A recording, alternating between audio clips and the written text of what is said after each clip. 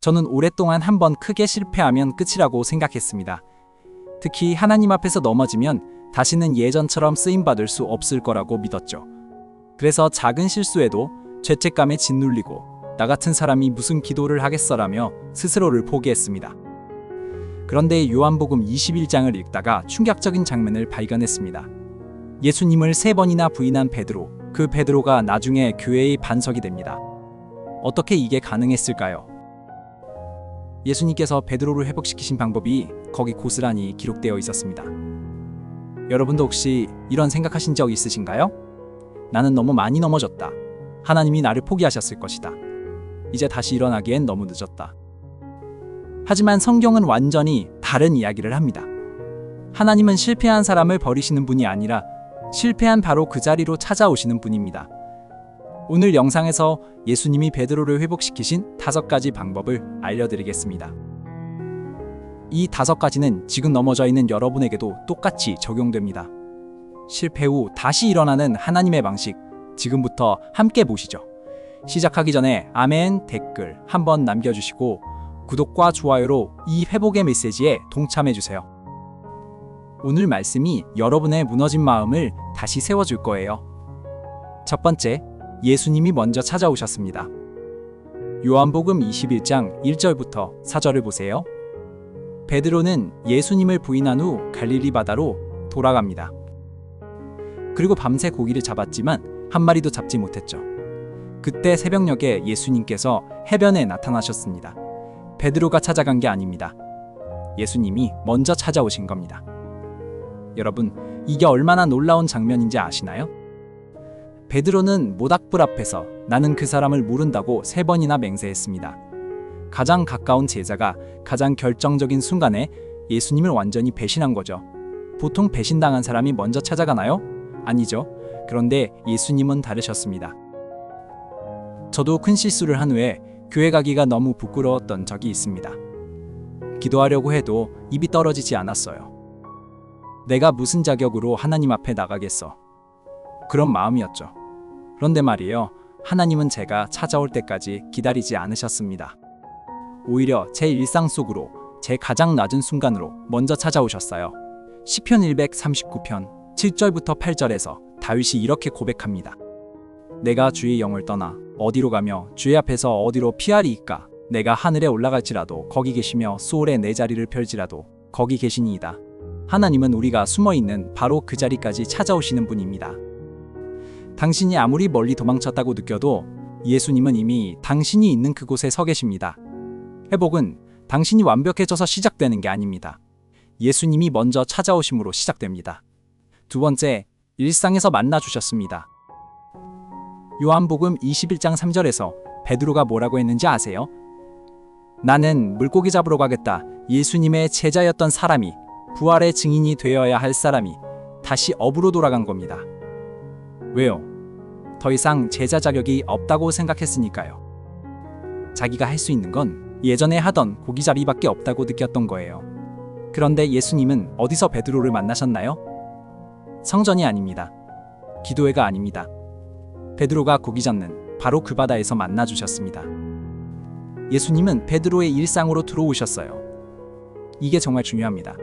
많은 분들이 하나님을 만나려면 특별한 장소에 가야 한다고 생각해요. 수양회, 기도원, 예배당, 물론 좋습니다. 하지만 예수님은 우리의 평범한 일상에서도 만나주십니다. 출근길에서, 설거지하면서, 아이를 재우면서 그 모든 순간에 예수님은 우리 곁에 계십니다. 베드로가 밤새 그물을 던져도 고기 한 마리 못 잡았잖아요. 인생이 그런 때가 있습니다.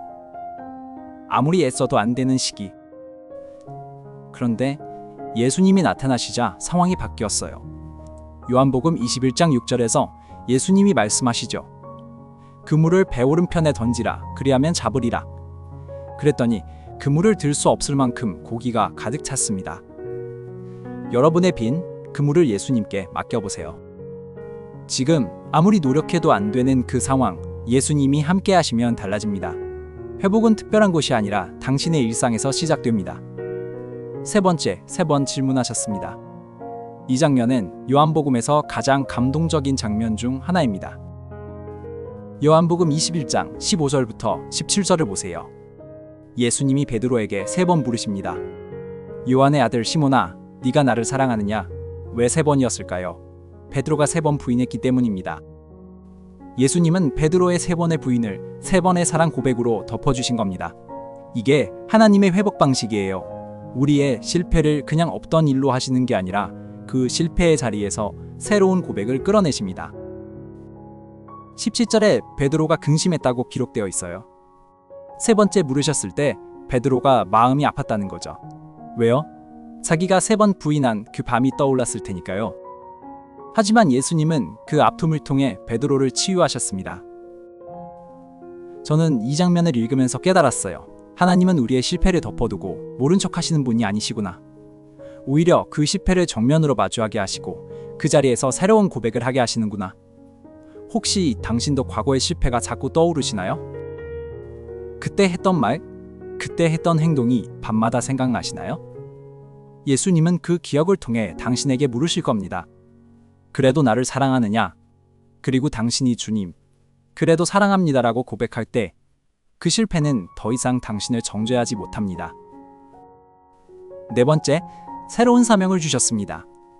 요한복음 21장 15절, 16절, 17절에서 예수님이 베드로에게 3번 같은 명령을 하십니다. 내 어린 양을 먹이라, 내 양을 치라, 내 양을 먹이라. 여러분, 이거 정말 놀라운 거 아시죠? 예수님을 3번이나 부인한 사람에게 양떼를 맡기신 겁니다. 보통 우리 생각으로는 어떻게 해야 할까요? 당분간 근신하라, 다른 사람들 앞에서 반성문을 써라, 한동안 봉사에서 빠져라. 그렇게 하잖아요. 그런데 예수님은 정반대로 하셨습니다.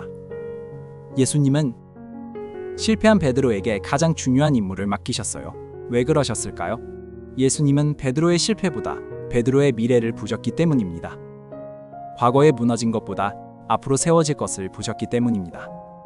에스겔 37장의 마름표 환상을 기억하시나요? 완전히 죽어버린 뼈들에게 하나님이 뭐라고 하셨어요? 생기를 불어넣으리라. 너희가 살아나리라. 하나님은 죽은 것 같은 상황에서도 새 생명을 불어넣으시는 분입니다.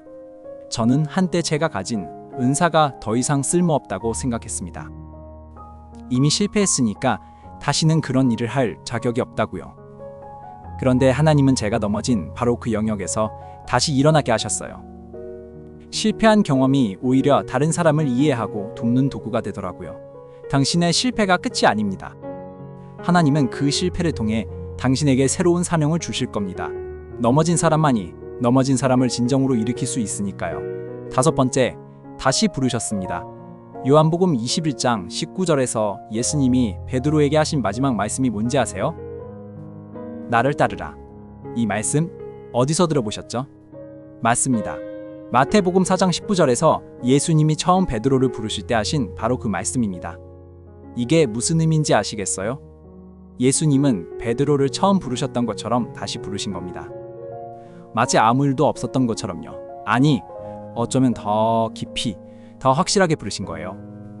이사야 43장 18절에서 하나님이 이렇게 말씀하십니다. 이전 일을 기억하지 말며 옛적 일을 생각하지 말라. 그리고 19절에서 이어집니다. 보라, 내가 새 일을 행하리니 이제 나타낼 것이라. 하나님은 우리의 과거를 붙잡고 계시는 분이 아닙니다. 오히려 이제 새 일을 행하겠다고 말씀하시는 분이에요. 당신의 실패는 이미 용서받았습니다. 이제 앞을 보세요. 베드로가 그 후에 어떻게 되었는지 아시죠? 오순절에 성령이 임했을 때 베드로가 일어나서 설교합니다. 그 설교 한 번에 3,000명이 회심했어요. 예수님을 3번 부인했던 그 입술로 이제는 예수님을 증거하는 가장 담대한 설교자가 된 겁니다. 사도행전 4장 13절에 이런 기록이 있어요. 그들이 베드로와 요한이 담대하게 말함을 보고 그들을 본래 학문 없는 범인으로 알았다가 이상히 여기며 전에 예수와 함께 있던 줄도 알고 3번 부인했던 겁쟁이가 이제는 권력자들 앞에서도 담대하게 복음을 전하는 사람이 되었습니다. 당신의 이야기도 여기서 끝나지 않습니다. 지금 넘어져 있다고 해서 평생 넘어져 있는 게 아닙니다. 예수님이 다시 부르시면 당신은 다시 일어납니다. 그리고 그 회복된 삶으로 다른 사람들에게 희망이 됩니다. 오늘 우리는 베드로의 회복 이야기를 통해 5가지를 배웠습니다. 예수님이 먼저 찾아오십니다. 일상에서 만나주십니다. 실패의 자리에서 새 고백을 끌어내십니다. 새로운 사명을 주십니다. 그리고 처음처럼 다시 부르십니다. 하나님의 회복 방식입니다. 우리의 실패를 정죄하시는 게 아니라 그 실패를 통해 우리를 더 깊이 사랑하십니다. 우리를 버리시는 게 아니라 더 크게 쓰시려고 연단하십니다. 지금 이 영상을 보시는 분 중에 실패의 기억 때문에 힘드신 분이 계실 거예요.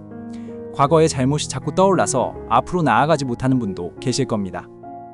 오늘 예수님께서 당신에게 말씀하십니다. 그래도 나를 사랑하느냐? 그 질문에 대답해 보세요. 주님, 그래도 당신을 사랑합니다. 그 고백이 당신의 회복의 시작입니다. 오늘 말씀이 마음에 닿으셨다면 지금 바로 이 영상을 카카오톡으로 가족에게, 밴드로 친구에게, 교회 단톡방의 성도들에게 전해주세요. 여러분이 누른 공유 버튼 하나로 누군가는 다시 일어나고, 누군가는 포기했던 믿음을 회복하며, 누군가는 하나님의 사랑을 다시 느끼게 됩니다. 오늘 여러분에게 맡겨진 하나님의 임무입니다. 작지만 결코 가볍지 않은 전도의 사명입니다. 설교단에 서지 않아도, 멀리 가지 않아도 여러분은 지금 이 자리에서 주님의 동역자가 될 수 있습니다. 실패해도 괜찮습니다. 넘어져도 괜찮습니다.